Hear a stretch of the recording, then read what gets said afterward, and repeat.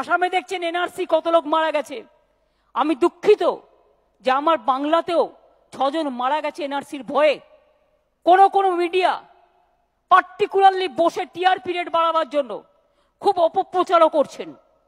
শুনুন, বিজেপির একটা লোক একটা কথা বলছে তার রাজনৈতিক প্রয়োজনে, আর সেটা নিয়ে আপনারা শোয়ের পর শো করে করে এত উত্তেজিত করছেন পাবলিককে যে 6 জন মারা গেল আজকে বাংলায়। এই লজ্জা ঢাকার জায়গা নেই। আমি সেদিনও রিকোয়েস্ট করেছি মিডিয়ার কাছে এবং অন্যান্য রাজনৈতিক নেতৃবৃন্দের কাছে যে প্রভোকেশনের কথাবার্তা আমরা বলবো না। কিন্তু এখানে একটা কথা আপনাদের আমি পরিষ্কার বলি, ভোটার লিস্টের কাজ চলছে, ভোটার লিস্টের নাম তুলবেন, এটা আপনার ভোট দেওয়ার জন্য। আর 2 হচ্ছে এনআরসি বাংলা কেন কোথাও হবে না। আসামে ওটা একটা আসামের রেকর্ড ছিল, বললেই তো আর হয় না। কেউ পলিটিক্যালি বলে দিতে পারে হ্যাঁ হবে, তার রাজনৈতিক প্রয়োজনে। সে তো হিন্দু মুসলমান করছে, হিন্দু মুসলমান করে আসামে আবার 13 লক্ষ হিন্দুও বাদ, মুসলিমও বাদ, আসামিও বাদ, হিন্দি ভাষীও বাদ। আর বেঙ্গলে মনে রাখবেন কোনোদিনই ওরা করতে পারবে না। এনআরসিটা করবে কে?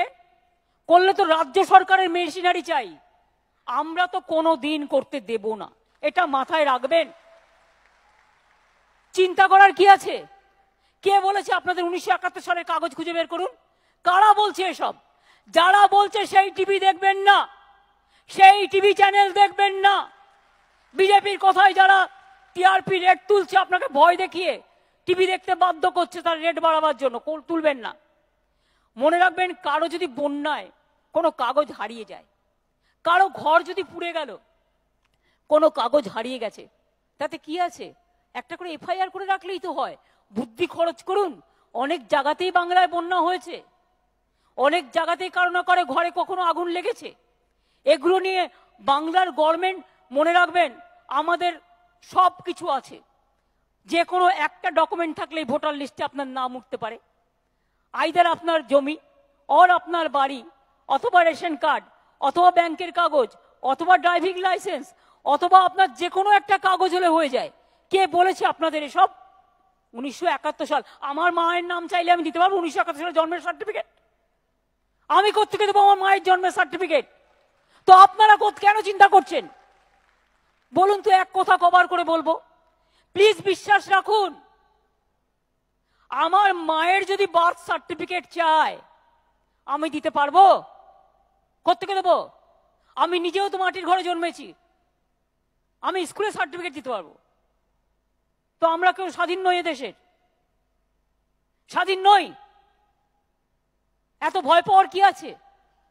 আপনারা এ রাজ্যে বাস করেন, এ রাজ্যের নাগরিক, এদেশের নাগরিক। কাজে কে কি গ্রামে গঞ্জে গিয়ে মিথ্যে কথা প্রচার করলো, অপপ্রচার করলো, দয়া করে নিজেদের মূল্যবান জীবন নষ্ট করবেন না। আর এনআরসি নিয়ে ভয় পাওয়ার কোনো কারণ নেই। আমরা সবাই আছি না, নাকি আমরা নেই, মরে গেছি সব? আমি আমাদের দলের পক্ষ থেকেও বলেছি যে 6 জন মারা গেছে, সেই 6টি পরিবার নিয়ে সেই জায়গায় জায়গায় প্রতিবাদ সভা হবে। এবং আমি পরিষ্কার আপনাদের বলি, আপনার ভোটার লিস্ট তুলতে যদি নাম তুলতে অসুবিধা হয়, আমাদের দলের কর্মীদের বলবেন, সে তুলে দেবে। আর সে যদি না তোলে, তাহলে দিদিকে বলো প্রোগ্রামে আমায় কমপ্লেন করবেন, আমি ঘাট ধরে তোলাবো।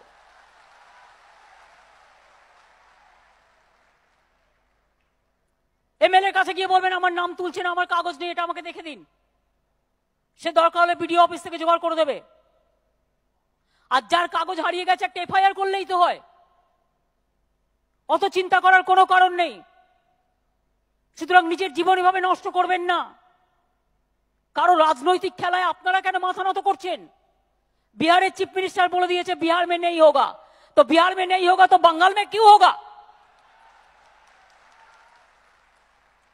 ত্রিপুরায় বলুন না করতে, আগে মুখ্যমন্ত্রী নিজেই বাদ চলে যাবে।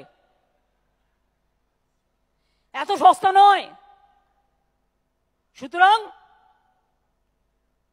অত সহজ সবকিছু নয়। পলিটিক্যালি কে কি বলছে সেটাকে নিয়ে কেউ প্ররোচনা ছড়াবেন না। প্ররোচনা বা উত্তেজনা ছড়ানো নয়। 4টে সিটিং করে দিচ্ছে, এনআরসি এই হবে, ওই হবে, সেই হবে, হচ্ছে না, কিন্তু মিথ্যে কথা প্রচার করে দিচ্ছে। কিন্তু একবারও বলবে না ওই ব্যাংকিং সেক্টরটা বন্ধ করে দিচ্ছে, ওই কোলটা বন্ধ করে দিচ্ছে, ওই সেলটা বন্ধ করে দিচ্ছে, ওই গ্যাসের দাম বাড়ছে, ওই পেঁয়াজের দাম 80 টাকা হয়েছে।